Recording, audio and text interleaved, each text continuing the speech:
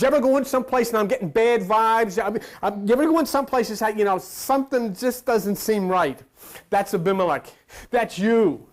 Something, and then he's looking at this thing, and what are you sitting here for now? What are you sitting here looking for somebody as revolutionary as me, and you're sitting here on a Sunday morning when you could be in a church singing Amazing Grace, you could be there with somebody with robes on, you could be there with stained glass, you could be there with people singing out of print. What are you sitting here listening to all of this radical stuff that comes out of my mouth? Because there's vibrations in you saying something is wrong. You know what you've been doing? You've been messing around with somebody else's wife.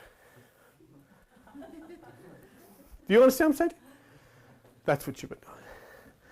And you thought it was the sister. Inside of yourself, you have a wife, which is your emotional nature. You have a sister, which is your spiritual nature. And you've been messing around with the wife instead of messing around with the sister. Messing around might not be a good word, but I mean, you know, I'm trying to talk to you as you talk in this day and age. But there is a warning here. Now watch the warning. Look at Genesis chapter 20, where we were. Verse 3. God came to Abimelech in a dream and said, look, you're a dead man. For the woman that you have, she's a man's wife. In other words, you're going to keep intercoursing with your own emotional nature, and you're going to go over the cliff. You're going to die. You're going to destroy yourself. You're going to destroy your family. You're going to destroy everything that you've ever touched, because you cannot work out of the realms of your emotional nature. You've got to work out of the realms of your spiritual nature. Do you see what Bedlam preachers and ministers of the church have caused? Because what have they said? They have said a wife must be subjected to her husband. That's what it says. But they do not understand the metaphysical language of the East. The word wife means the emotions.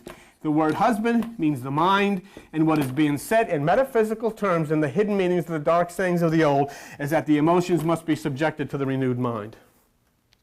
But if you don't know that, you're going to tell some lady that gets beat up and some bum that beats her over the head and says, they go into the church, well, pastor, well, you know, the scripture says that you must return, you know, let him have another shot at you, you know, say maybe the other side. And this is what they do. That's not what it's meant to be. And that's, like I said earlier, that never will be that way again. So here in this story, Abimelech is visited by God, who said, Sarah is not what you think it is. Somebody better visit us. Somebody better visit you, because inside of you there's a little saying that says, a little voice that says, that which you think is spiritual is actually your own emotions, and it's going to get you in a lot of trouble. It's not going to lead you anywhere. Now look at verses 4. And look at verses 5.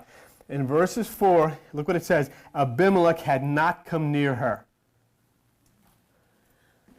In other words, you have gone back to that which is the meditational instinct within you. You have gone back to that which is the spiritual instinct within you.